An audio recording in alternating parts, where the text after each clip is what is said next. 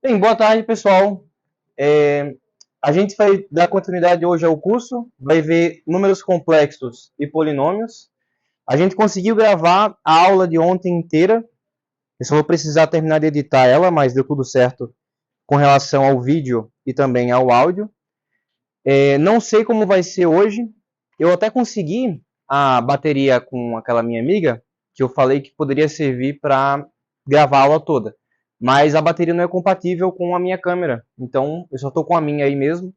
Hoje vamos seguir o mesmo esquema de dar um intervalo de 15 minutos, depois de uma hora mais ou menos, para poder dar uma carguinha na bateria e conseguir gravar a aula toda. Alguns de vocês só chegaram agora, porém, recentemente eu perguntei para o pessoal que estava aqui se já tinham visto complexos ou não. A motivação para a gente estudar complexos não é nem por uma coisa imediata. Por exemplo, funções de trigonometria, vocês já vão usar de agora. Da primeira semana de aula, vocês vão ter contato com essas coisas. Já números complexos, em particular, como eu estava dizendo ontem, é uma coisa que vocês só devem usar mais a partir do segundo semestre. Querendo ou não, é uma coisa que vale você já ter conhecimento agora. É bonito, você aprende formalismo, engrandece um pouco aí a cognição, né? De uma forma ou de outra vai ser útil para vocês. Ok. No finzinho a gente vai ver polinômios. É pouca coisa que tem que ver de polinômios, então dá tempo. Vamos lá. Números complexos eles estão presentes na resolução de equações diferenciais. Essas, por sua vez, modelam resfriamento, crescimento aí de uma epidemia, crescimento populacional e assim vai. Números complexos estão vitalmente presentes em mecânica quântica, então quem tem algum interesse em quântica vai ter que trabalhar bem com isso aí. Lá na mecânica quântica, as funções de onda, que vão estar descrevendo aí as partículas, quando você pega o módulo dela, ela é um número complexo, e eleva ao quadrado, você encontra probabilidades a respeito do estado daquela partícula. Então, querendo ou não, inevitavelmente você vai lidar com complexos se você curte aí quântica. E tem várias aplicações, de forma geral, também em matemática. Essas são algumas que eu citei de física. Então, em termos de motivação, acho que está claro do que a gente vai dedicar tempo, um dia do curso, para isso aí hoje. Vai ser uma coisa bem abstrata no começo. Eu vou definir o que é, vou mostrar propriedades, vou dar exemplos de como trabalhar, vou mostrar algumas operações. E mais uma vez, se tiverem alguma dúvida, pode falar.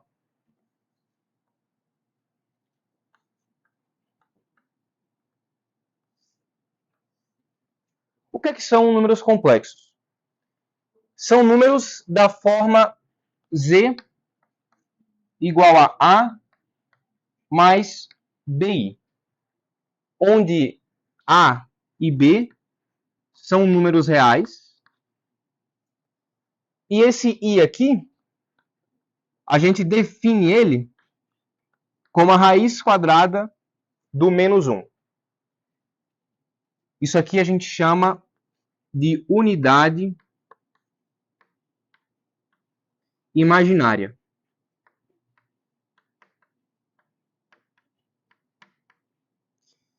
Se você parar para pensar, um número real é um caso particular de um número complexo.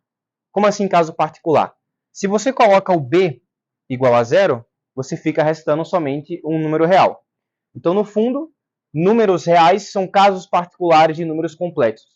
Vocês conhecem lá os naturais, né? Um conjunto aqui de números naturais. Vocês conhecem os inteiros. Daí tem lá os racionais. Você tem os irracionais. E englobando os irracionais e os reais, você tem os reais. Ou melhor, englobando os irracionais e os racionais. Aí você tem os reais. Daí, no ensino médio, você meio que para aqui. A menos que você tenha tido contato em algum momento com complexos. Mas uma extensão dos reais são esses tipos de números aqui. Aí você vai falar, putz, mas eu vi lá no ensino médio que não podia ter números negativos dentro de uma raiz quadrada. Então, como é que funciona isso aí? Por que você está fazendo isso? É realmente uma extensão do que a gente conhece de números reais. A gente está pegando um conceito e está ampliando ele, expandindo e criando novas opções. Historicamente, os complexos apareceram numa resolução de uma equação do terceiro grau.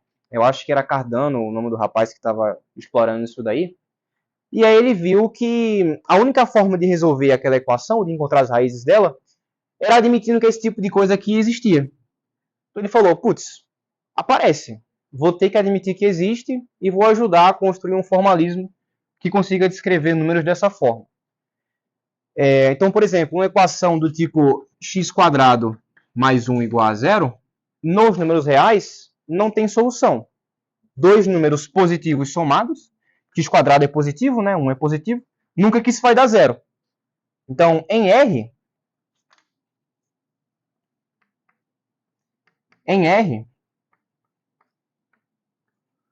não tem solução.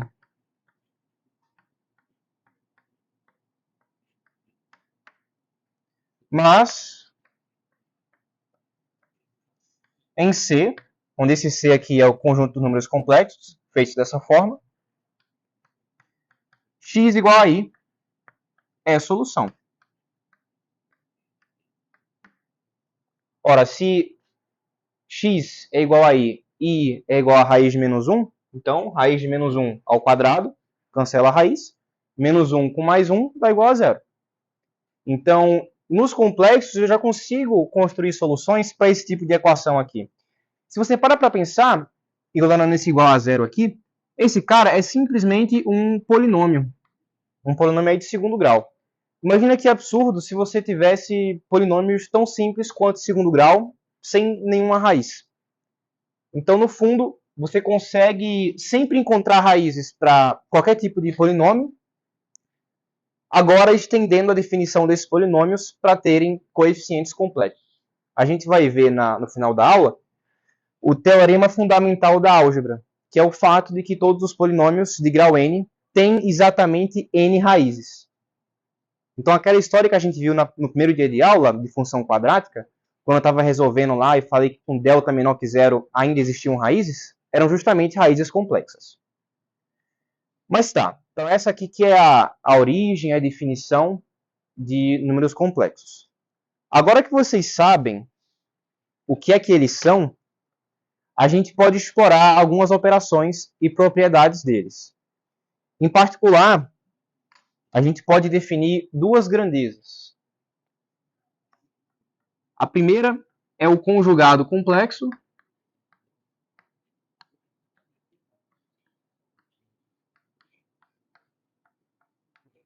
que a gente denota por Z com esse asterisco aqui em cima. Isso daqui é o quê? Vou colocar assim, ó. Seja Z igual a mais BI.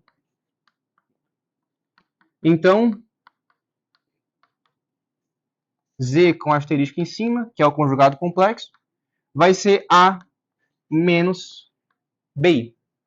É basicamente pegar esse coeficiente aqui que acompanha o I e trocar o sinal dele. Assim você obtém o conjugado complexo.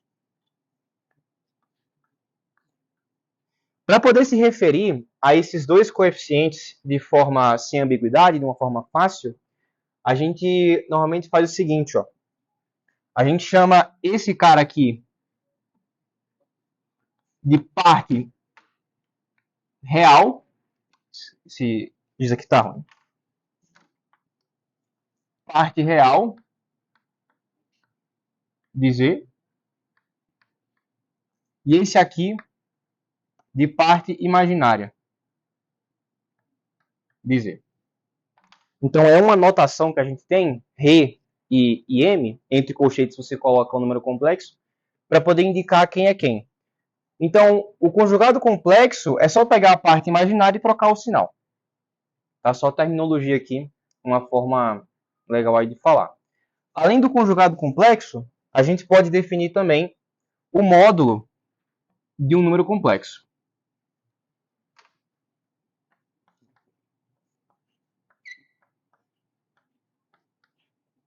O que é o módulo de um complexo? módulo de z é igual a raiz quadrada do quadrado da sua parte real mais o quadrado da sua parte imaginária. Você fala, putz, maravilha, você criou aí uma coisa, você chamou de módulo de z em função dos coeficientes, mas onde que você vai usar isso, qual que é a utilidade? Até desse outro aqui. A gente vai ver daqui a pouco. No momento, eu só quero definir o que é cada coisa e depois eu vou meio que invocar elas para mostrar o que eu tenho para mostrar depois. Tá? Então tem essas duas grandezas que eu posso definir em termos de um dado z. Agora, diretamente da definição de complexos, a gente tem três propriedades.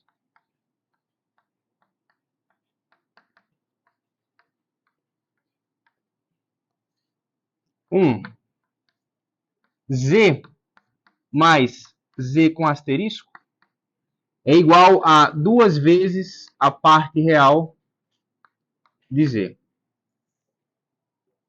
2. Entendeu? Tem a relação entre z menos z asterisco.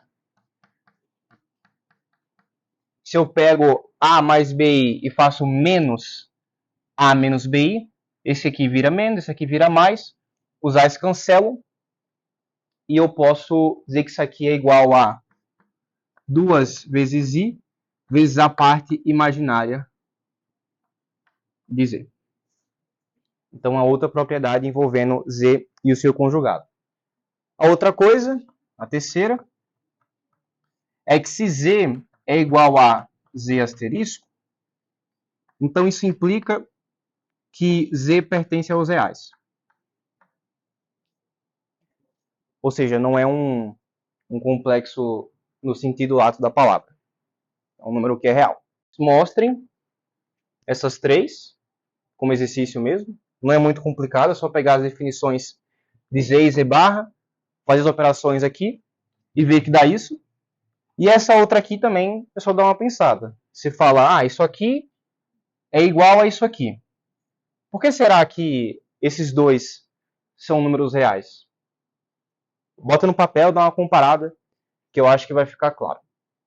Então tem essas três propriedades aqui. Outra coisa, o módulo, ele é um número real, né? Eu estou pegando só os coeficientes reais aqui e fazendo uma propriedade com eles. Uma raiz quadrada, uma soma aí de quadrados. Então continua sendo um número real. Módulo também, por definição, a raiz quadrada de um número real é sempre maior ou igual que zero, né? Então isso aqui em particular é maior ou igual que zero. Só colocando algumas coisas a mais aí que eu acho que podem agregar. Beleza. Vamos ver agora operações com complexos. Soma, subtração, multiplicação e razão. Logo depois, eu vou botar alguns exemplos e a gente segue para potenciação e radiciação. Nas notas não tem as demonstrações das fórmulas de potenciação e radiciação, que são as fórmulas de Moivre, mas eu vou fazer aqui em sala a demonstração e depois eu escrevo e coloco nas notas.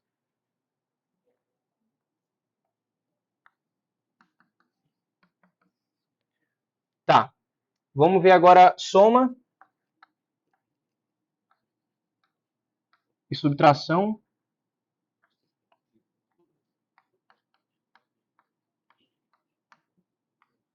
de complexos.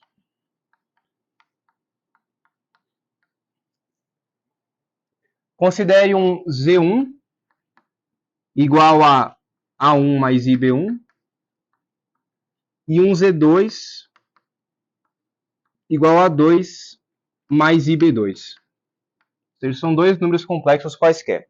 A1, B1, A2, B2 são números reais. Como é que eu faço Z1 mais Z2?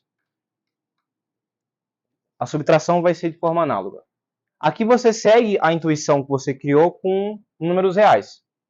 Você vai escrever A1 mais IB1 mais A2 mais IB2, soma a parte real com a parte real e coloca a unidade imaginária em evidência. Então isso aqui vai dar A1 mais A2 mais I, B1 mais B2. Então, a soma de dois complexos é como esperado. A parte real é a soma das partes reais e a parte imaginária é a soma das partes imaginárias. Se fosse subtração, só mudaria que aqui estaria um menos em vez de um mais. Então, é análogo. A mesma coisa vai acontecer com eu fazer Z1 vezes Z2. Produto. Eu vou aplicar a propriedade distributiva, que ainda vale para números complexos. A2 mais IB2. Só que aqui tem uma diferença. Um dos termos vai ter o produto IB1 vezes IB2, que é I quadrado B1, B2. E aí você usa do fato que I é a raiz menos 1, então I quadrado vai ser menos 1. Tá, vamos fazer aqui a distributiva. A1 com A2, A1, A2. A1 com IB2, mais A1, B2 e o I na frente. IB1 com A2 vai dar I, A2, B1. Por fim, IB1 com IB2, como eu estava falando agora há pouco, vai dar I quadrado, B1, B2. Agora eu simplifico. I quadrado eu sei que é menos 1, então fica A1, A2, menos B1, B2. Coloco um I em evidência. A1, B2, mais A2, B1.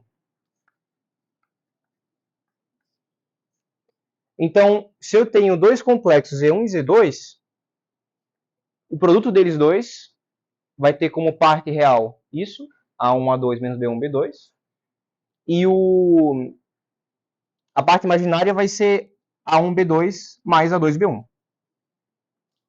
Não recomendo você tentar decorar essa expressão final aqui, muito menos a que a gente vai encontrar para a razão de complexos. Eu acho que todo mundo aqui sabe fazer uma propriedade distributiva, então o ideal seria só lembrar que os complexos eles respeitam propriedade distributiva. E aí você faz isso, por caso que aparecer, e encontra a resposta. Acho que é mais eficiente. Então aqui tem soma, subtração, aqui tem produto. E eu vou fazer ali agora razão. Tá na ordem.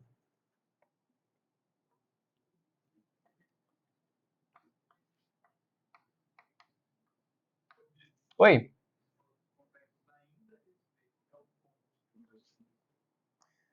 Não desses daqui, pelo menos. Nem os complexos. Todos eles satisfazem. Mas, se você for fazer álgebra linear 1, 2, às vezes alguma disciplina assim, mais algébrica e abstrata, tem como você definir tipos de conjuntos que não satisfazem distributividade, não satisfazem mutatividade, associatividade e assim vai. Tem um monte de conjunto maluco aí. Então, beleza. Razão de complexos. Mais uma vez, eu vou continuar assumindo esses mesmos Z1 e Z2 aqui.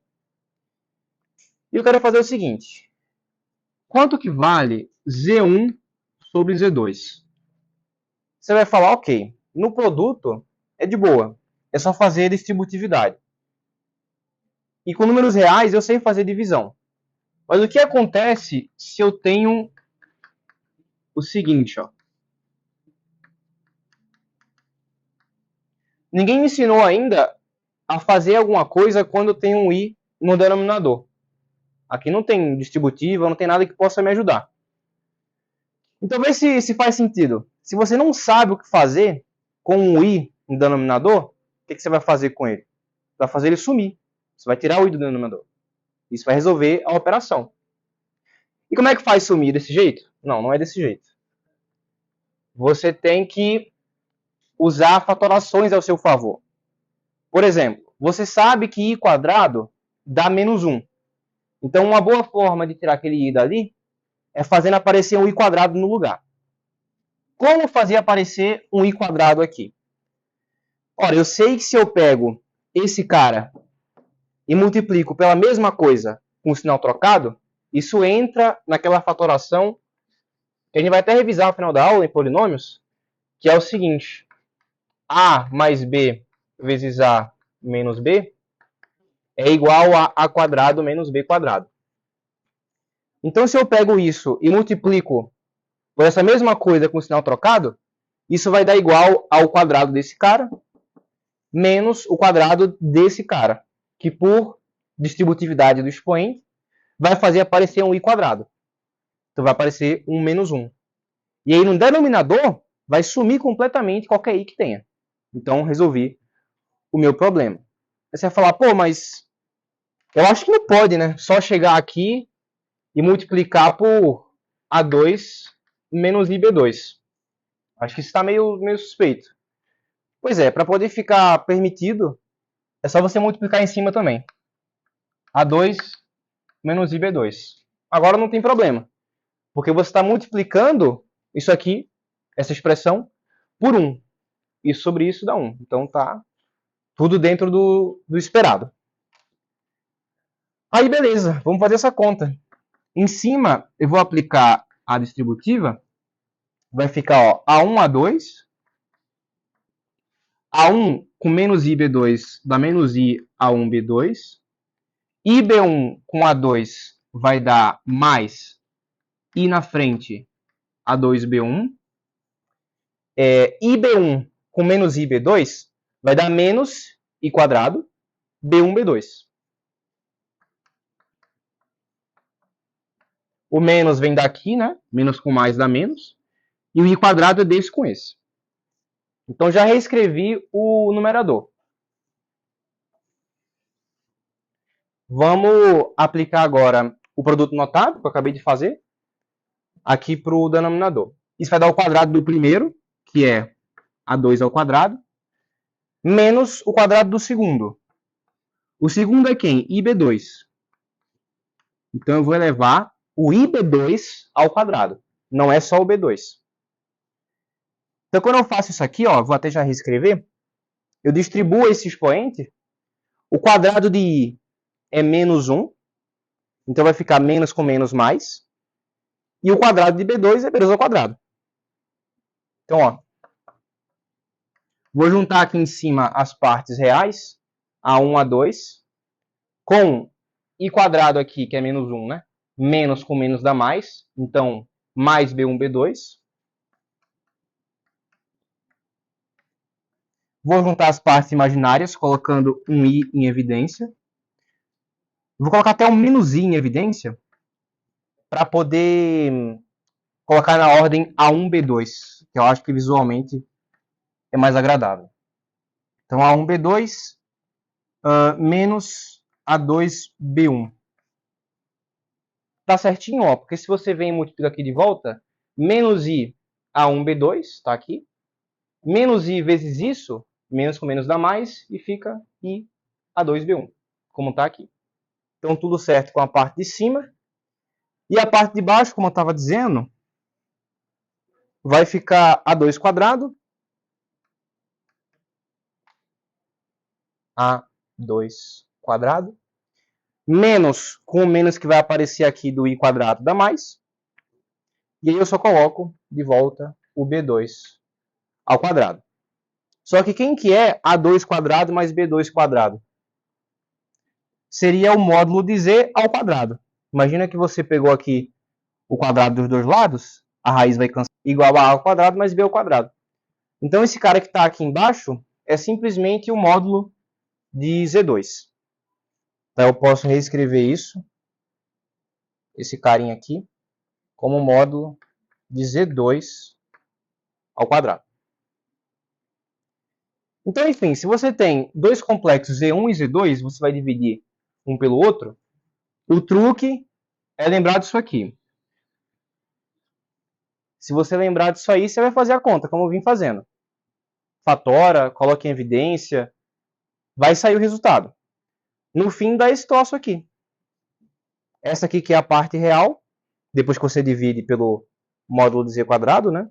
E essa aqui é a parte imaginária. Mais uma vez, depois que você passa o módulo de Z2² dividindo. Alguém tem alguma dúvida aqui? Tá tudo claro sobre o procedimento? Ok. Então, a razão de complexos não é tão trivial quanto soma e produto.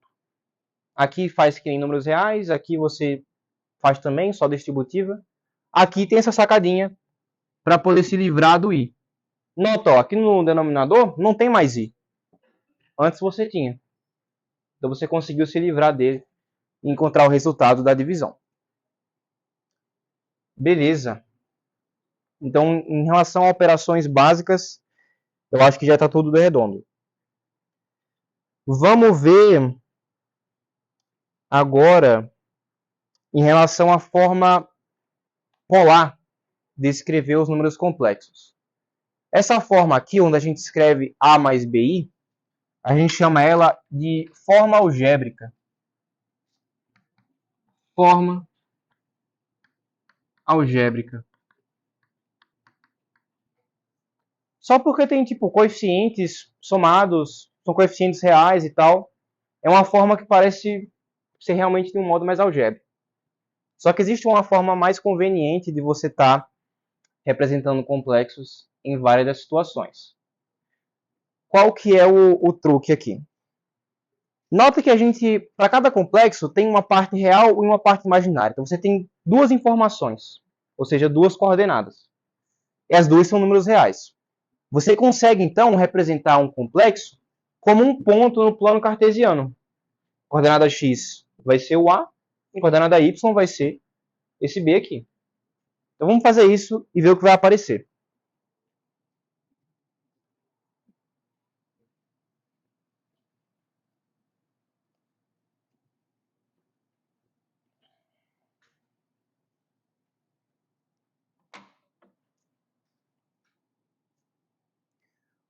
O que eu estou falando é, vou pegar aqui meu plano cartesiano,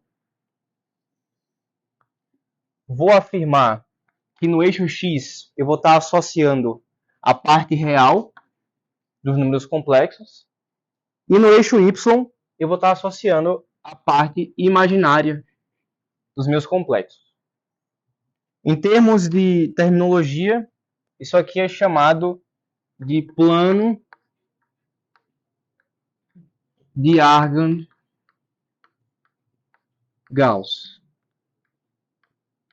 Então, sempre que você vê esse tipo de coisa no contexto de complexos, tem essa terminologia aí. Daí, ó, um certo ponto aqui nesse plano é um ponto de coordenadas AB, é um número complexo, A mais BI. Então, a coordenada x é a parte real dele e a coordenada y é a parte imaginária. Vamos decompor aqui, calcular essas projeções e ver o que a gente tira disso. Então, nota, eu consigo fixar um número complexo qualquer falando a qual ângulo ele está aqui do eixo real em sentido anti-horário, como a gente fez ontem com trigonometria, e fixando também essa distância que eu estou da origem. Em física 1, vocês vão ver que isso aqui são coordenadas polares.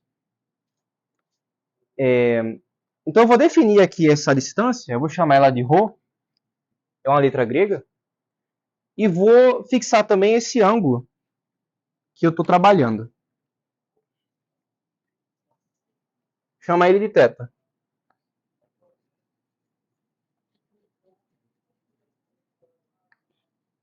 Então, dado um θ e dado um ρ, eu tenho univocamente qual que é o meu número complexo. Posso representar usando esse formalismo e também o formalismo algébrico, A mais BI. Se as duas formas são formas equivalentes de representar os números complexos, deve existir algum modo de eu relacionar elas. Isso aqui é um triângulo retângulo, né? E eu sei que é retângulo porque os eixos são perpendiculares. Eu sei que essa coordenada aqui, a abscissa, vale A. E eu sei que a ordenada vale B. Então, esse aqui é um triângulo de catetos A e B e hipotenusa ρ. O que eu posso afirmar, então? Que ρ é igual a raiz de A quadrado mais B quadrado. A gente definiu isso já. Era o módulo de Z. Então, no fundo, essa distância da origem até o ponto que representa o número complexo é o módulo dele. Então, ó, se eu pego o Z na forma A mais BI, como que eu consigo converter isso para a forma polar? A sacada é o seguinte. Eu vou colocar um ρ aqui em evidência. Você vai falar, putz, colocar em evidência tem nem ρ aqui, velho. Pois é, eu vou multiplicar em cima e embaixo por ρ e vai funcionar como se estivesse colocando em evidência.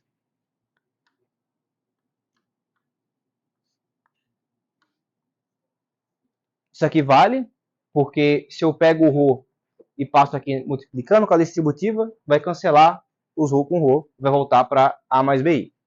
Tá? Só que, olha, quem que é A cateto adjacente por ρ hipotenusa? Da trigonometria, isso aqui é o cosseno desse ângulo adjacente por hipotenusa. E quem que é o cateto oposto, B, pela hipotenusa? É o seno desse ângulo ali. Então, eu acabei de ver que a forma algébrica A mais BI é equivalente à forma polar ρ cosseno mais seno de θ.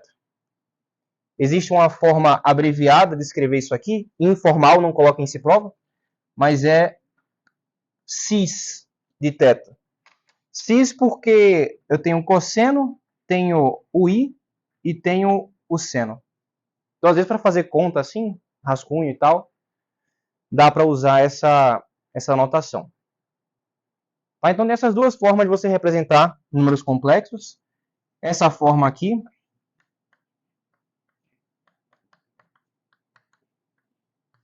como eu estava dizendo, é a forma polar.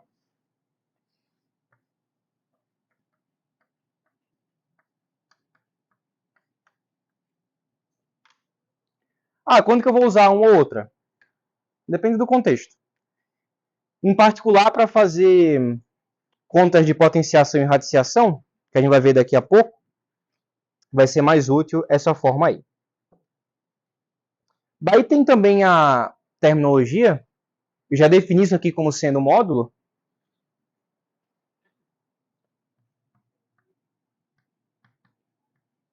Defini lá, né, inclusive. E aí tem também a terminologia para esse θ, que a gente chama de argumento.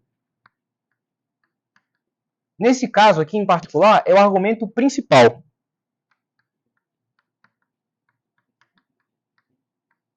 Por que argumento principal? Porque a gente viu ontem em trigonometria que existe arcos côngruos. Então, se eu tomo um certo θ, mas depois eu pego esse mesmo θ somado 360, ou múltiplo de 360, eu vou ter no fim o mesmo ponto. Então, quando eu escolho um θ que está entre 0 e 360, eu tenho o meu θ relativo ao argumento principal. Se eu pego alguma coisa maior do que 360, já não é mais argumento principal, mas ainda é argumento, porque continua definindo o mesmo número complexo. Beleza? Então aí tem terminologia. Agora, vamos ver potenciação e radiciação, que são as fórmulas de Moivre. Eu vou demonstrar as duas, e depois tem tipo uns 3 exemplos de como usar elas. Isso vai levar um certo tempo. Para poder entender o que eu vou fazer aqui, tem que ter entendido o fino do que eu já fiz até agora. Alguém tem alguma dúvida? Ok.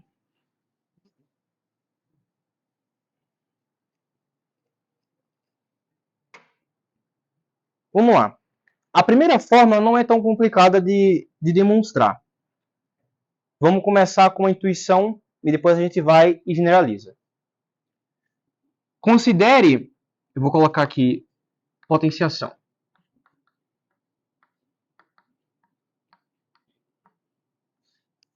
Considere inicialmente um Z1 na forma polar. Eu vou dizer que isso é ρ1 cosseno de θ1 mais I seno de θ1. Aí eu tenho um Z2 também.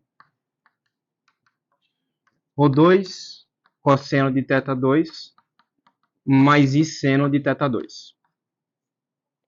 E vamos ver como é que fica o produto desses dois complexos na forma polar.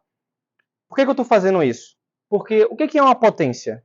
É pegar uma mesma coisa e multiplicar n vezes. Então, naturalmente, para a gente poder encontrar uma fórmula geral para a potência, vamos começar multiplicando dois números só. Depois a gente generaliza. Então, Z1, Z2 é o quê?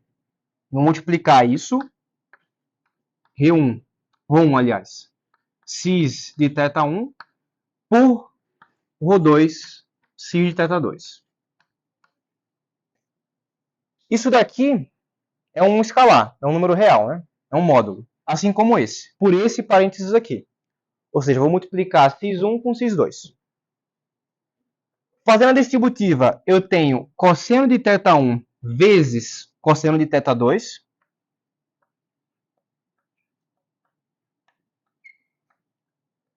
Daí você poderia fazer cosseno de θ1 vezes esse, depois I seno de θ1 vezes esse, e por último, esse vezes esse.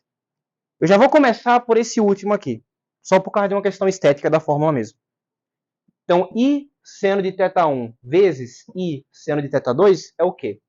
É I quadrado seno de θ1 seno de θ2. Então, aqui eu tenho já a parte real desse produto.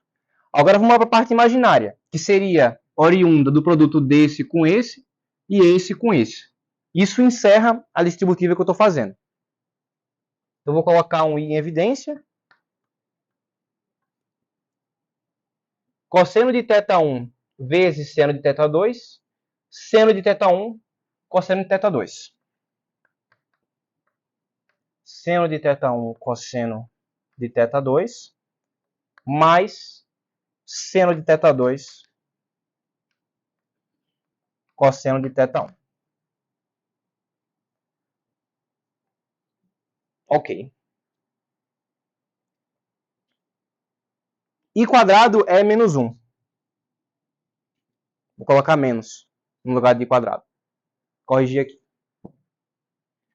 Alguém sabe o que é cosseno de θ1, cosseno de θ2 menos seno de θ1 sem θ2? Hã? Sim. A gente viu isso ontem. O que a gente viu ontem? Que o cosseno de A mais B era igual ao cosseno de A, cosseno de B, menos seno de A, seno de B. É o que eu tenho aqui. Cosseno de A, cosseno de B, menos seno de A, seno de B. Então, continuando a conta, ρ1, ρ2, esse termo aqui é igual ao cosseno de θ1 mais θ2. Alguém não entendeu esse passo? Tá. E quem que é seno de θ1, cosseno de θ2, mais seno de θ2, cosseno de θ1? É o seno da soma também. A gente viu ontem que o seno de A mais B é igual ao seno de A, cosseno de B, mais o seno de B, cosseno de A. Que é o que está aqui. Seno de A, cosseno de B, mais seno de B, cosseno de A. Então, isso daqui vai ficar mais I seno de θ1 mais θ2. Tá claro para todo mundo? Esses dois passos? Então, o que eu vi? Que se eu tenho dois complexos Z1 e Z2 descritos na forma polar, o produto entre eles é igual ao produto dos módulos cis de θ1 mais θ2. Ou seja, cosseno mais I seno da soma dos argumentos. Quando eu fiz o produto usando a forma algébrica, deu esse troço feioso. Mas na forma polar fica bonito. O produto de complexos é o produto dos módulos cis da soma dos argumentos. É por conta dessa simetria, dessa expressão bonitinha, que a gente consegue achar uma forma geral para a potência. Isso aqui ficou muito torto.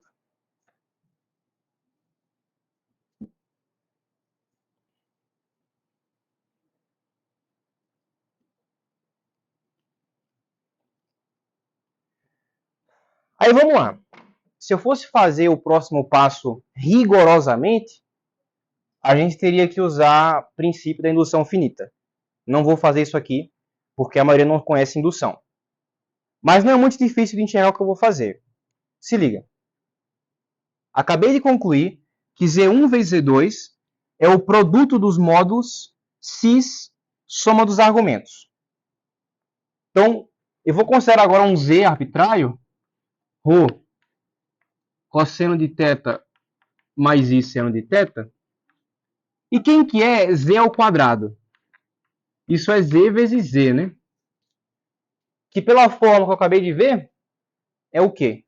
É o produto dos módulos, ρ vezes ρ, cis de θ mais θ. Ou seja, isso aqui é igual a ρ ao quadrado, cis de 2θ, né? Quem que é Z elevado a N? É Z vezes Z vezes Z, N vezes, que é igual a ρ vezes ρ vezes ρ, N vezes, cis de θ mais θ mais θ, N vezes.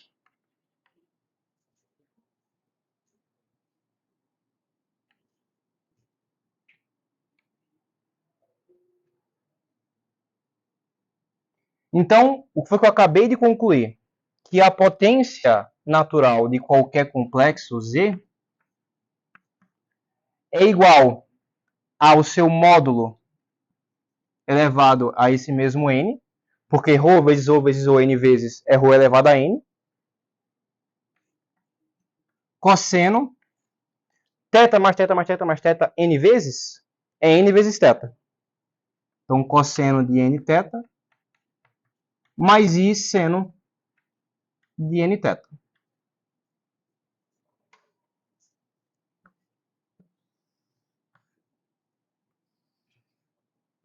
Essa aqui é a primeira fórmula de molar.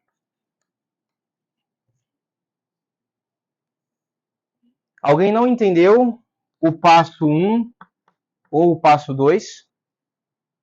Tá tudo claro para todo mundo?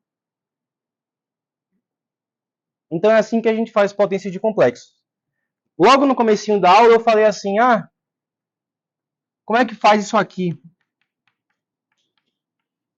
De forma simples. 1 mais I elevado a 100. De forma simples. Primeiro passo, passa essa forma algébrica para a forma polar, usando esse esquema que eu ensinei agora há pouco. E estando na forma polar, é só aplicar essa formulinha aqui. Você vai descobrir o argumento fácil, analisando esse complexo aqui, que tem 1 como parte real e 1 como parte imaginária. Ou seja, se o cateto adjacente é igual ao oposto, tem mesmo comprimento, o ângulo aqui é 45, né? Então, o θ aqui é 45, e o módulo disso é só fazer Pitágoras também. 1 ao quadrado mais 1 ao quadrado dá 2 na raiz da raiz de 2. Então, esse número aqui, na forma polar, vai ser raiz de 2 cis de 45, que é π sobre 4 em radiano. Isso aqui é importante, tá? O legal é vocês colocarem esse θ aqui em radianos. Esqueci de falar. Em radianos. Não foi à toa que a gente viu ontem conversão de radiano para grau. Então, pegando esse complexo aqui e elevando a 100, é de boa. Vai ficar o módulo elevado a 100, ou seja, raiz de 2 elevado a 100, que é 2 elevado a 50, cis desse ângulo vezes 100. Π sobre 4 vezes 100 dá 25π. E aí, usando arcos côngruos, 25π é igual a 24π mais π. 24π é múltiplo de 2π, né? Então aqui eu tenho tipo 12 voltas. No fim eu posso só ignorar isso. Vai ser como ir lá para o π depois de dar 12 voltas. Ou seja, o cis de 25π é a mesma coisa que o cis de π. Cosseno mais seno de π. Cosseno de π dá menos 1, seno de π dá 0. Então esse cis aqui de 25π, ó, é o cis de π, que é menos 1. Ou seja, 1 mais i elevado a 100 dá menos 2 a 50. Rapidinho a gente faz a conta. É só usar a primeira fórmula de Moab. Isso aqui não foi um exemplo formal, eu só quis mesmo exemplificar de forma rápida a aplicação direta dessa fórmula, baseado no que eu falei no começo da aula. A gente vai ver agora alguns exemplos concretos, mais interessantes, de fazer essas coisas aí. Só que antes da gente passar para isso, eu quero demonstrar a segunda fórmula de Moab. Como é que está de bateria? Tá bom? Então, acho que dá tempo de fazer a segunda demonstração. Essa não é tão simples. Envolve a resolução de uma equação trigonométrica.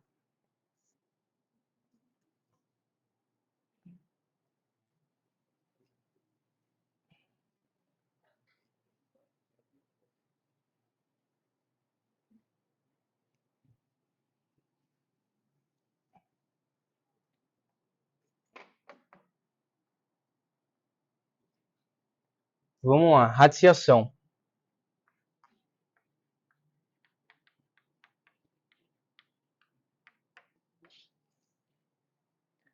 Como é que a gente vai fazer isso? Eu vou falar o seguinte, seja zk uma raiz enésima de z, onde z está na forma polar. Rho, cosseno de θ, descobrir quais que são essas raízes de z, ou seja, fazer uma operação de radiciação. Esse que é meu objetivo. Eu vou chamar o meu zk, vou colocar na forma polar, como sendo um certo lambda cosseno de algum argumento aqui, eu posso chamar de alfa, cosseno de alfa, né? Mais i seno de alfa. Então, dei nome aos bois. Chamei o zk de uma coisa, chamei o z de outra. Agora eu vou aplicar essa definição aqui. Se zk é uma raiz enésima de z, o que é que isso implica em particular? Isso implica que z é igual a zk elevado a n. Imagina como se eu tivesse elevado a n dos dois lados aqui. A raiz enésima vai cancelar, vai ficar sobrando só o zk elevado a n. Tá bom? Então, zk, se é igual a raiz enésima de z, isso significa automaticamente que zk elevado a n é z. Isso define uma raiz enésima. Agora vamos escrever isso aqui em notação polar. Isso aqui implica que ρ, cosseno de θ, mais i seno de θ, isso é z, é igual a zk elevado a n. Eu acabei de aprender como fazer potenciação. Vou aplicar a primeira fórmula de Moivre para demonstrar a segunda. Zk elevado a n, dado que zk é isso aqui, vai ficar lambda elevado a n o módulo do complexo Z elevado a n, cosseno de n alfa mais i seno de n alfa. Né? O módulo elevado a n, cosseno mais i seno de n vezes o argumento. O argumento aqui no caso era alfa, ficou n alfa. De vez em quando aparecem perguntas do tipo, por que zk é isso aqui? Não tem uma forma privilegiada, eu só estou tipo, definindo ele como sendo algum lambda e função de algum alfa. É uma coisa arbitrária, abstrata, geral. Então eu pego essa equação aqui e vou resolver ela. Como que eu resolvo ela? Eu vou olhar para isso aqui, para esse módulo e esse módulo. Vou olhar para essa parte real com essa parte real e vou olhar para as partes imaginárias.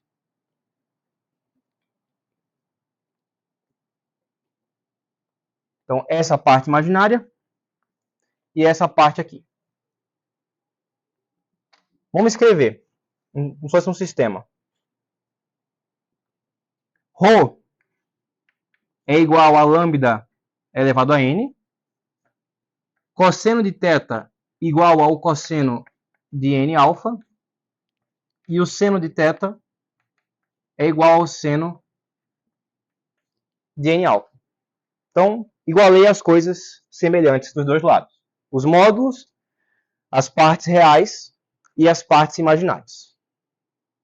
Beleza. Qual que é o meu objetivo aqui?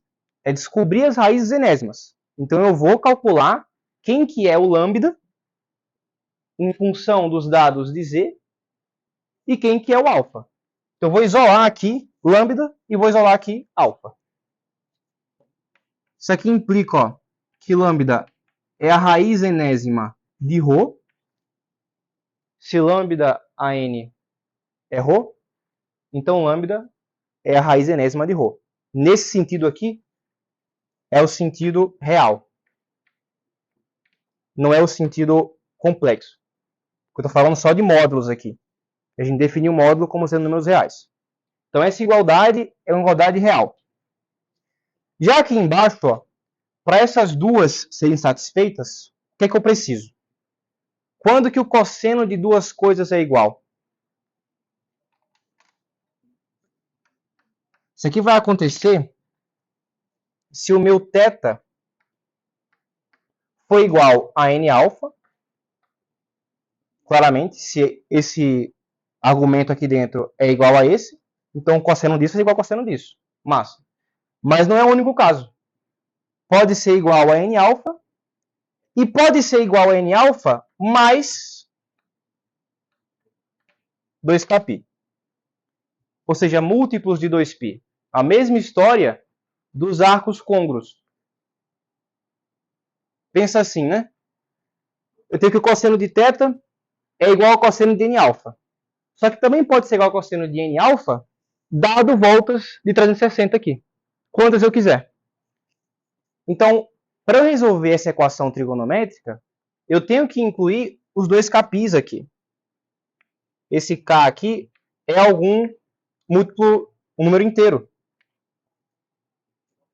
São sempre múltiplos de 2π que estou aqui adicionando. Então, no fundo, como os números inteiros são infinitos, eu tenho, a priori, infinitas raízes enésimas de z. Dado um z, eu consigo encontrar infinitas formas de representar as raízes dela. Está aqui quem que é o lambda, está aqui quem que é o alfa, posso isolar ele aqui, ó. Em particular, acho que é melhor escrever assim, ó. Eu vou passar o 2kπ para lá. Vai ficar tipo θ mais 2kπ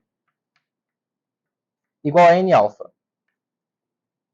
Pode ignorar o menos que deveria aparecer aqui, porque como k é um número inteiro, tanto faz se é para a esquerda da reta real ou se é para a direita. Ou, alternativamente, na hora de resolver essa equação aqui, eu coloco N-alfa igual a θ ou θ mais múltiplos de 2π.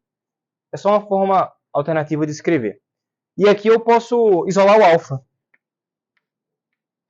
Alfa vai ser igual a θ sobre N mais 2kπ sobre N. Então eu tenho quem que é o argumento das raízes enésimas e tenho quem que é o módulo das raízes enésimas. Então eu tenho todas as raízes enésimas agora. Se eu conheço o módulo e conheço o argumento, eu tenho tudo que eu preciso.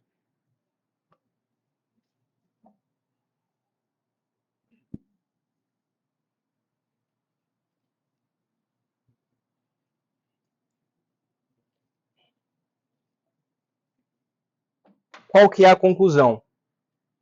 Que ZK é igual a raiz enésima de Rho cosseno de θ sobre N mais 2kπ sobre N mais I seno de θ sobre N mais 2kπ sobre N.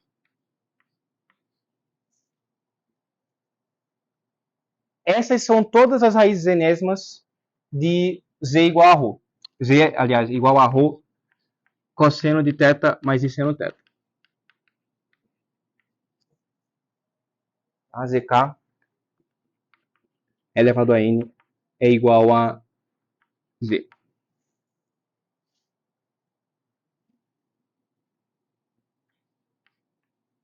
Aí você fala, putz, mas agora há pouco você falou para mim que quando a gente lida com polinômios de grau n, existem exatamente n raízes.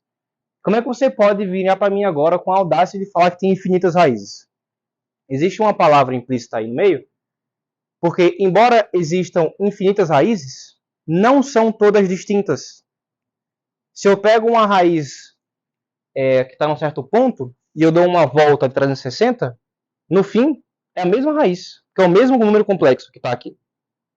Então existem infinitas formas de representar as raízes, mas o número de raízes distintas continua sendo n. Pensa assim, se o meu k for zero, eu tenho uma raiz que tem como argumento θ sobre n. Se o meu k for 1, eu tenho uma raiz que tem como argumento θ sobre n mais 2π sobre n. 2π sobre n não é ainda 360. Por exemplo, se n for igual a 3, vai ficar mais 120 graus aqui. Eu tenho que parar na hora que for bater 360. Posso pegar k igual a 1, k igual a 2, k igual a 3, quantos eu quiser. Mas quando eu chegar em k igual a n, eu vou somar um 2π aqui. Porque n sobre n vai cancelar, vai ficar mais 2π. Então, eu só vou de 1, 0, 1, 2 até n-1. Porque quando chegar em n, vai voltar a ser a mesma raiz que com k igual a 0. Então, isso daqui são valores de k, são os valores de k para raízes distintas. De 0 até n-1 tem n raízes. E aí corrobora com o que eu falei. Todo polinômio, independente se é complexo ou se é real, tem exatamente n raízes. Ok. Então essa fórmula aqui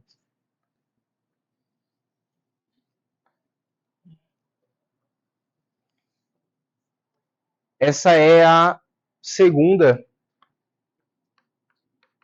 fórmula de Moab. Aí você vai falar, vou te pegar agora, hein? Você ensinou nós a fazer isso. E agora você ensinou nós a fazer isso. E como é que funciona para fazer isso aqui?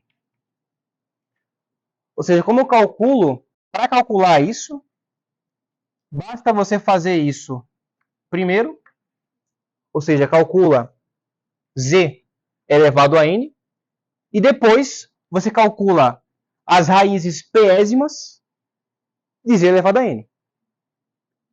Então você faz isso primeiro e isso segundo. Na prática, é como afirmar que isso aqui é igual a z elevado a n elevado a 1 sobre p. Eu faço primeiro o que está aqui dentro e depois o que está aqui fora. Então agora vocês sabem calcular potências de complexos, raízes de complexos e, em geral, potências que são racionais. Isso aqui é completamente geral. Vocês fazem praticamente qualquer conta que precisa usando isso aí. Ok. Oi.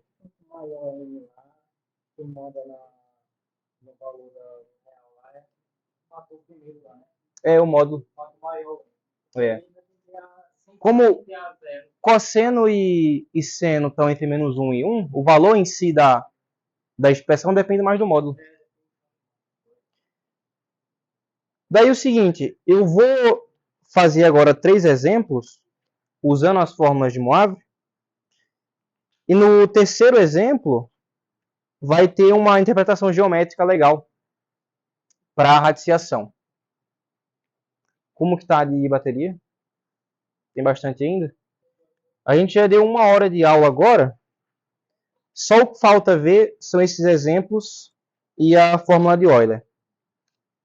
Deixa eu fazer o seguinte, como ainda tem bateria, falta pouco tempo de aula, eu vou apresentar a fórmula de Euler e aí eu faço os 3 exemplos usando a fórmula de Moivre e a gente encerra a aula. Eu acho que melhor do que parar a gravação agora. Jogo rápido agora.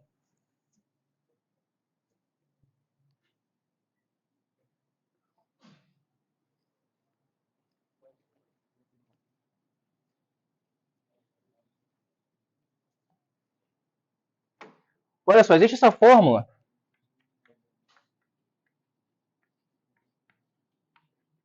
que a gente chama de fórmula de Euler. E ela diz o seguinte: E elevado a I θ é igual ao cosseno de θ mais I seno de θ. Ou seja, é o cis de θ que a gente viu, né? A gente consegue representar, então, números complexos como sendo um módulo vezes E e θ. Já que isso aqui é igual a isso aqui, que a gente já viu. Então, essa aqui é a fórmula de Euler. Ela é tão útil quanto fazer manipulações que nem a gente fez com conjugados complexos, ou seja, é útil para fazer conta. Demonstração disso aqui. Eu procurei bastante uma forma de demonstrar que não usasse cálculo ainda para vocês. Só que não encontrei. A única fórmula mais simples de demonstrar é usando minimamente derivada. Então, vocês, por enquanto, não vão conseguir ainda demonstrar isso aqui, mas a gente vai ter aula amanhã de limites e continuidade, na sexta-feira de derivadas integrais, e aí talvez na sexta-feira, se tiver um tempinho no final da aula, vocês me lembram e eu demonstro isso aqui só usando derivada. É rápido para sair, mas precisa de derivada. Por hora, eu só queria enunciar e falar que isso existe, porque dizem que isso aqui carrega a fórmula mais bonita da matemática, que é o seguinte: se você coloca um θ igual a π, o que acontece? Isso vai dar E a π igual ao cosseno de π, que é menos 1, né? Mais I seno de π. Seno de π é 0, aqui fica menos 1, eu passo para lá positivo, então vai dar E a π mais 1 igual a 0. Essa fórmula aqui dizem ser a mais bonita da matemática, porque ela explora o número de Euler, E, explora o número π, explora a unidade imaginária, 1 e 0 que são quase os únicos números que você usa em física e matemática o tempo todo. Então, a gente envolve tudo numa fórmula só. Então, é realmente muito bonito. Eu acho que seria um desperdício eu passar pelo dia de hoje sem apresentá-la para vocês, pelo menos para saber que ela existe. Mas não fiquem chateados. Na sexta-feira eu demonstro isso aí para vocês, se vocês me lembrarem. Tá, agora vamos para os exemplos.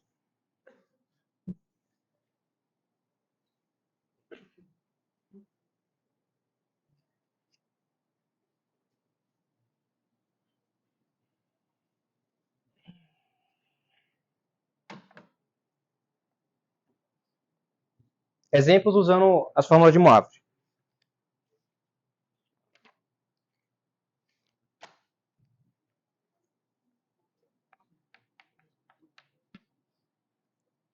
Exemplo 1.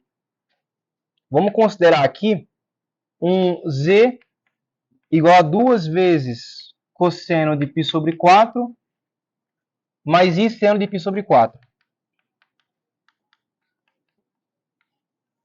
Pergunta, quanto é z ao cubo? Aplica a primeira fórmula. Z ao cubo vai ser módulo ao cubo, cosseno desse número aqui, que é a potência, vezes o argumento, então 3π sobre 4, mais i seno de 3π sobre 4. Aqui a gente já usa agora a aula anterior, de ontem. Como que eu calculo esse tipo de cosseno e seno aqui de forma rápida? Quem que é 3π sobre 4? 3π sobre 4 é 4π sobre 4 menos π sobre 4. Quem que é 4π sobre 4? É π. Então, calcular o cosseno de 3π sobre 4 é o mesmo que calcular o cosseno de π menos π sobre 4. O que eu ganho com isso aqui? Pensa sempre no ciclo. π, que é 180, menos π sobre 4, seria andar 180 e voltar 45. O que é que eu sei pelo que a gente aprendeu de redução de quadrante? Que a ordenada aqui é igual a daqui. Então, o seno de 3π sobre 4 é igual ao seno de π sobre 4. E o cosseno é o oposto. E aqui eu sei. 2 ao cubo dá 8. O cosseno, que eu sei que é o oposto, vai dar menos o cosseno de 45. Né? Menos raiz de 2 sobre 2. E o seno é igual ao seno de 45. Então, raiz de 2 sobre 2 positivo. Faz o 8 entrar lá. Isso vai dar menos 4 raiz de 2, mais i, 4 raiz de 2. Então, esse resultado aqui é o valor desse complexo ao cubo. Assim que a gente faz a conta. Daí você vê, a aula passada foi importante. A gente viu isso aqui na aula passada para poder encontrar senos e cossenos de ângulos adversos. Exemplo 2 agora.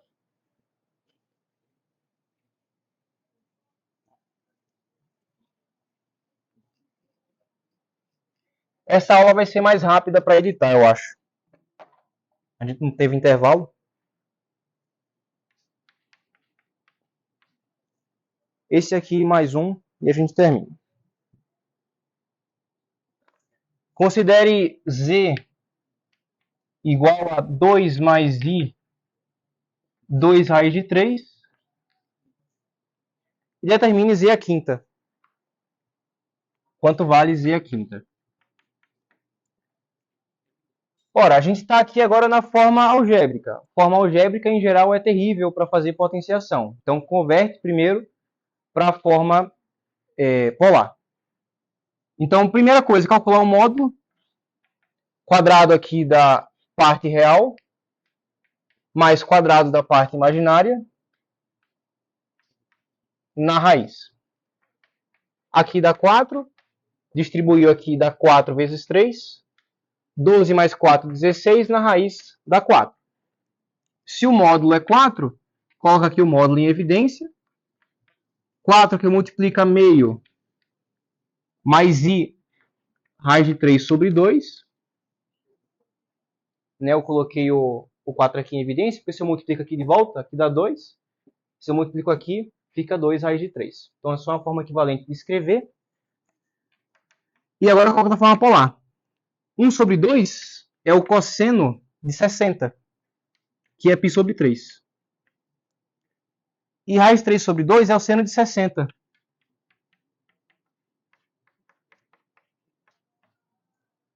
Então agora eu tenho z na forma polar. Para descobrir z à quinta é automático. Z à quinta vai ficar 4 à quinta. Multiplica, né, o 5 pelo argumento, então 5π sobre 3. Mais i seno de 5π sobre 3. Mais uma vez, como calcular senos e cossenos de 5π sobre 3?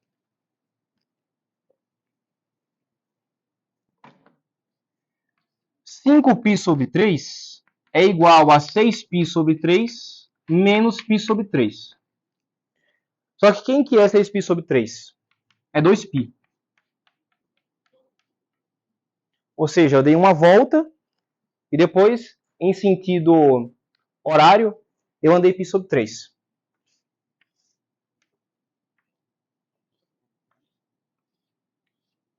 Dei uma volta. Em sentido horário, eu andei π sobre 3, que é 60. Para cá também, ó, 60. Então, o que eu sei?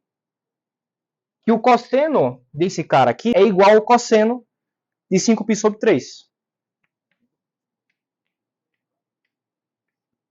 O cosseno de 60 é meio. E o seno de 5π sobre 3 é o oposto aqui, ó. Um é negativo do outro. Com relação ao 60.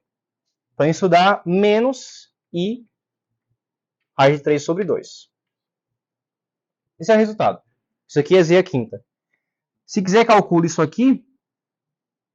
4 ao quadrado dá 16, vezes 4 dá 64. E faz aí até a quinta. Faz a distributiva e vai achar o resultado. Mas o importante está aqui, ó. Esse procedimento de você calcular o módulo, colocar o módulo em evidência, converter para cosseno e seno e aplicar a primeira fórmula de Moivre é o pulo do gato, é o que vocês vão usar. Então esse que é o intuito desse exemplo aqui. E agora, o exemplo mais bonito, que é usando radiciação, eu vou fazer aparecer um triângulo equilátero.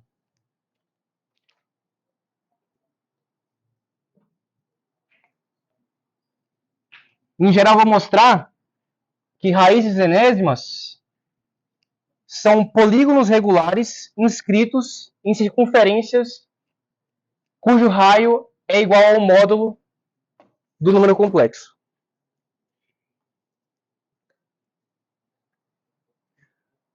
O enunciado é: se z é igual a 1, determine raiz cúbica de z. O que eu gosto dele também é que ele é contraintuitivo, esse exemplo. Se z é igual a 1, então, quanto vale a raiz cúbica de z? Você fala, putz, isso aqui é óbvio, né? A raiz cúbica de 1 é 1, porque 1 ao cubo dá 1. Realmente. Você pode até já prever que certamente uma das raízes é z igual a 1. Correto. E por que tem mais? Porque a gente já viu que raízes enésimas têm n raízes. Então tem outras duas aqui. Existem outros dois números que quando eu elevo ao cubo dá 1. Além de 1. Então vamos calcular. Z igual a 1 é igual a 1 mais 0i. Por que eu estou escrevendo assim? Para poder converter para a forma polar, né? O módulo de z aqui é simplesmente 1, porque a raiz de 1 ao quadrado mais 0 ao quadrado dá 1. Posso colocar aqui o 1 em evidência, se você quiser. Mas é mais simples que isso. Eu posso escrever o z em forma polar como sendo cosseno de 0 mais i seno de 0. Cosseno de 0 dá 1 e seno de 0 dá 0. Então, vou aplicar a segunda fórmula de Moivre a esse número aqui, para raízes cúbicas. Então, eu sei que o zk, que são as n raízes cúbicas, vai ser igual a raiz cúbica aqui do módulo. O módulo é 1, né? Raiz cúbica de 1 no sentido real, que é o sentido de módulo, é simplesmente 1. E aqui vai entrar agora. A gente pega o argumento, divide por n e soma 2kπ sobre n. É assim que é a fórmula de Moivre que a gente viu. Então, isso vai dar o cosseno de θ sobre n, com n aqui no caso é 3, né? O θ é 0, mais 2kπ sobre n, que é 3. Então, isso mais i seno de 0 sobre 3, mais 2kπ sobre 3. Simplificando isso, como 0 sobre 3 é 0, as raízes cúbicas de 1 são dadas por cosseno de 2kπ sobre 3, mais i seno de 2kπ sobre 3, onde, para achar raízes distintas, o que é que a gente faz? A gente restringe k de 0 a n menos 1, ou seja, de 0 até 2, já que o n aqui é 3. Então, k pertence ao conjunto 0, 1, 2. Vamos recuperar isso aqui agora. Usando essa fórmula, a gente vai achar a raiz 1 e vai achar as outras duas raízes também. O que é mais legal aqui é o significado geométrico. Vou fazer o desenho. Vamos lá, para k igual a 0, eu tenho o z0. Vai ficar aqui cosseno de 0, que é 1, e seno de 0, que é 0. Ou seja, z0 é 1. Ótimo. Recuperamos a raiz cúbica de 1, z igual a 1. O z1, que é para k igual a 1, vai ficar o cosseno de 2π sobre 3 mais i seno de 2π sobre 3. Π sobre 3 é 60, vezes 2 é 120. O cosseno de 120, que é 90 mais 30, é igual ao cosseno de... Aliás, é menos o cosseno... Vou fazer o desenho melhor. A gente tem, ó, 90 aqui, 30 para cá e 30 para cá.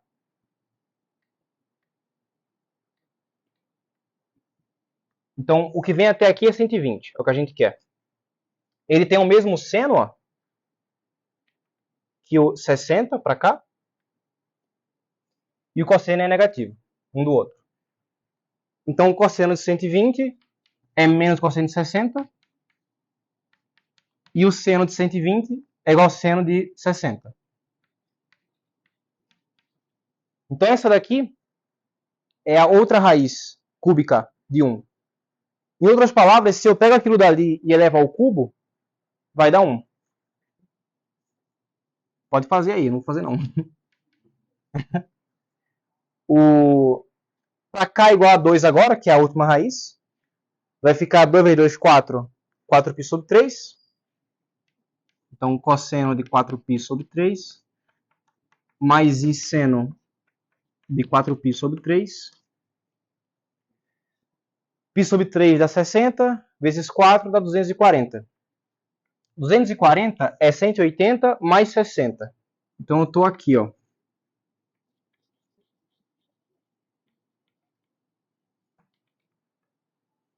O seno é oposto em sinal e o cosseno é igual ao de 120. Então, vai dar menos meio e menos i raiz de 3 sobre 2. Olha que legal. Duas raízes aqui, uma é conjugado complexo da outra. Só muda o sinal aqui, ó. Isso aqui acontece sempre. Sempre que um número complexo é raiz de algum polinômio, o seu conjugado também é raiz. Sempre vem aos pares. Então eu já podia ter concluído direto que a outra raiz era essa, se eu quisesse, mas eu preferi mostrar. Tá, para encerrar a aula agora, vou fazer um desenho, que é o significado geométrico disso.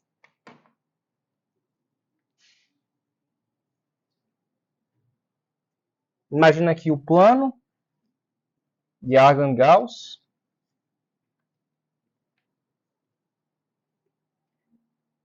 A gente trabalhou aqui com um caso em que o módulo era 1, então eu vou considerar um círculo aqui de módulo 1.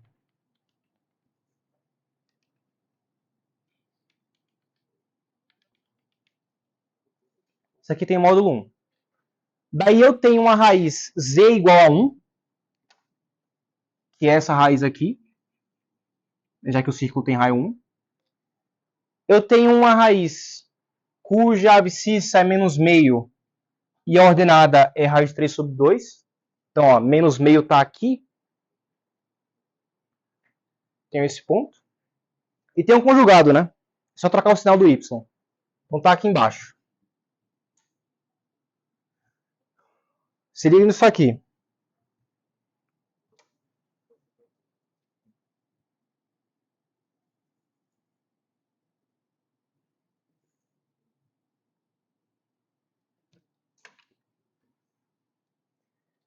Isso aqui é um triângulo, bicho.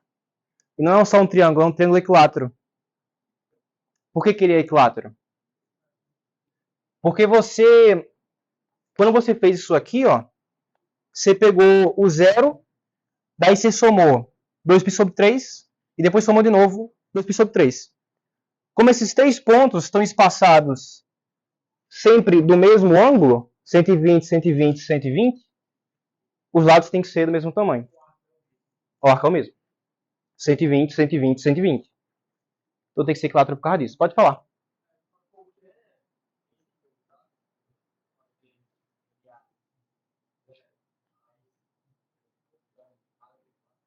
Sim, essa é a generalização.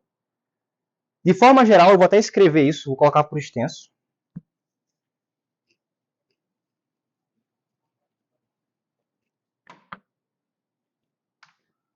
Dado z igual a ρ, cosseno de θ mais i seno de θ,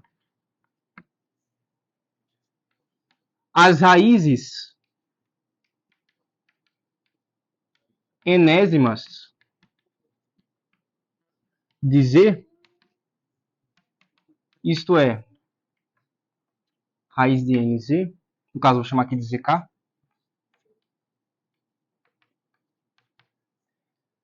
são afixos de um polígono regular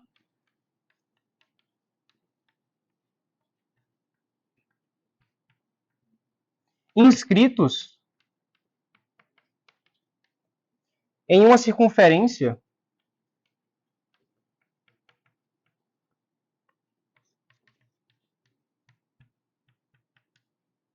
de raio raiz enésima de ρ. Tem raio unitário, porque o módulo aqui deu 1. E coloquei um triângulo equilátero inscrito nela. Se você calcular as raízes quínticas, isso aqui, você vai achar um pentágono regular, como você sugeriu. Se calculasse as raízes quárticas, ia achar um quadrado. E por aí vai. Então, isso aqui, para mim, é a cereja do bolo. Bonitão.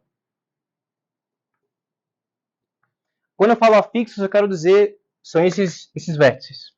Então, os complexos são os vértices. Pode falar. O que acontece no plano quando n é um expoente fracionário? A gente está trabalhando aqui com z elevado a 1 sobre n, né? É a raiz enésima. Se o próprio n é uma fração, vai converter isso aqui em uma potência sobre algum denominador.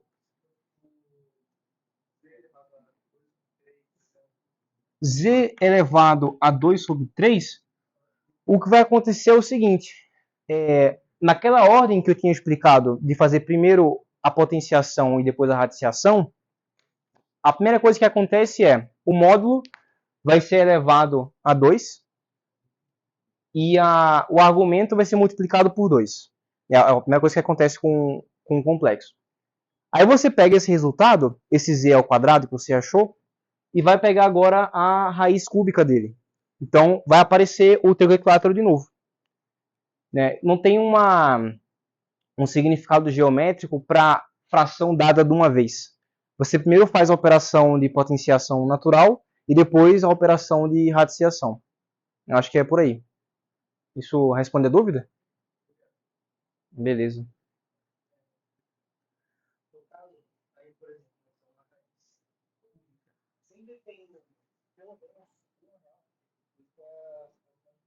Uhum.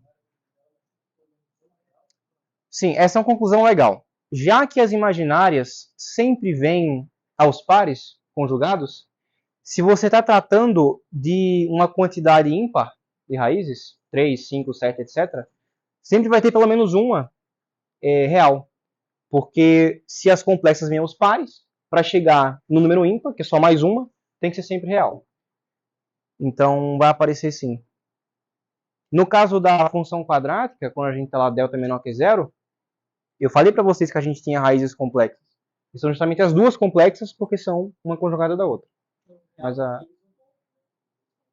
o real dos complexos, eu não estou lembrado agora se são ou não, mas acredito que sim. Não lembro se eu vi isso em Algelin, mas tem que provar. Mas é isso, pessoal. O que eu queria fazer de complexos é isso aí. Como é que está a carga da bateria? Morreu, né? A gente poderia ver também polinômios, que é o que está no plano da aula. E o que é que eu fiz na frente de polinômios, que eu coloquei nas notas? Eu elenquei o teorema fundamental da álgebra, que é o fato de que se eu tenho algum polinômio de grau n, eu vou ter exatamente n raízes, sempre. E são raízes complexas. Esse é o teorema fundamental da álgebra. Polinômio tem aquela forma que eu mostrei para vocês no primeiro dia de aula. Usei o somatório para explicar. Então isso aí também está redondo para todo mundo, eu acho. Aqui eu coloquei operações com polinômios do tipo soma, subtração, produto, que é a mesma coisa que a gente fez com os complexos, na verdade. Dá para fazer a distributiva para produto e coisa assim. E um aqui não é tão trivial, que é fácil de esquecer, é a divisão de polinômios, que eu acho que eu vou fazer aqui, agora. Mesmo a gente não conseguindo gravar, eu acho que é bom não deixar isso de lado. Mas eu vou tirar vocês para casa, para vocês olharem o restante do capítulo de polinômios, porque é bem curtinho mesmo. Eu coloquei, inclusive, junto com complexos, porque é uma coisa rápida. Mas é isso, é a definição de polinômio, que eu já mostrei no primeiro dia de aula, o teorema fundamental da álgebra, operações de soma, subtração e produto, e aí tem divisão.